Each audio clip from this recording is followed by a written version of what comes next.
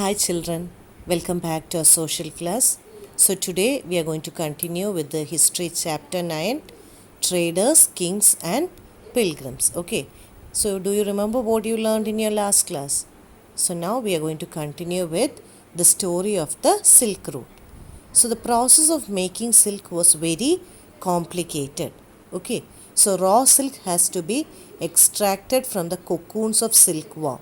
You know, silk is obtained from silkworm. Then it has to be spun into thread and then woven into cloth. So China first invented the technique of making silk. So who first invented the technique of making silk? China. So the method used by China was kept as a secret for thousands of years. People from China who went to distant lands on foot, horseback, camels, they carried silk with them.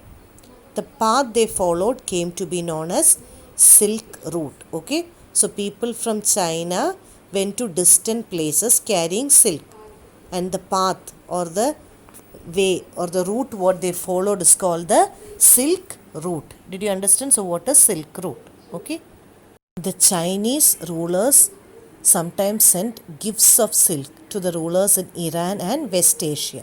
Okay, so they started sending these silk as gift also, due to which the knowledge of silk spread further west.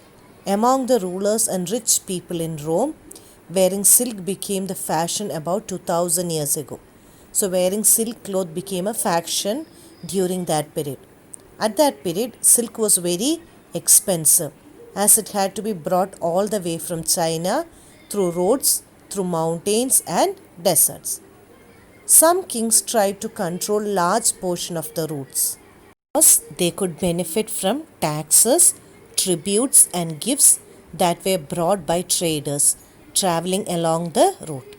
In return, they protected the traders who passed through their kingdoms from attacks by robbers. Okay, so both of them were benefited by this silk selling. Okay, the Silk Route was controlled by the Kushanas. Okay, who ruled over Central Asia and Northwest India around 2000 years ago.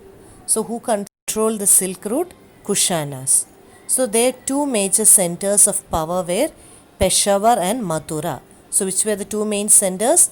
Peshawar and Mathura. Taxila was also included in their kingdom.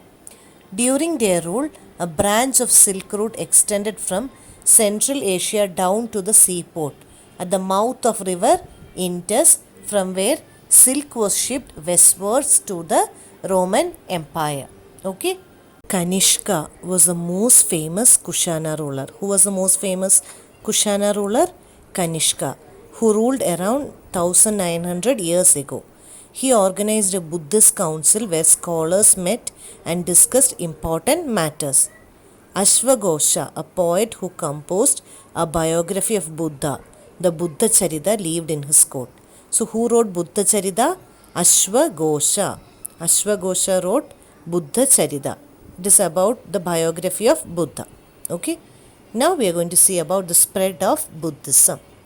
So, Bodhisattvas were supposed to be persons who had attained enlightenment, and after attaining enlightenment, they could live in complete isolation and meditation in peace. So, already about Buddhism and Jainism you have learned, isn't it?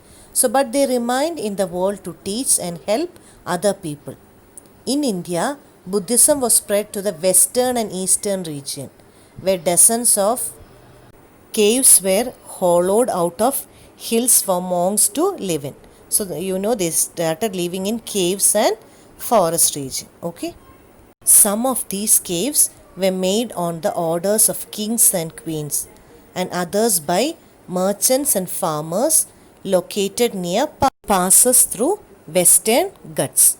So, Buddhism also spread southeastward to Sri Lanka, Myanmar, Thailand, and other parts of Southeast Asia, including Indonesia. Okay, so which are the areas where Buddhism spread?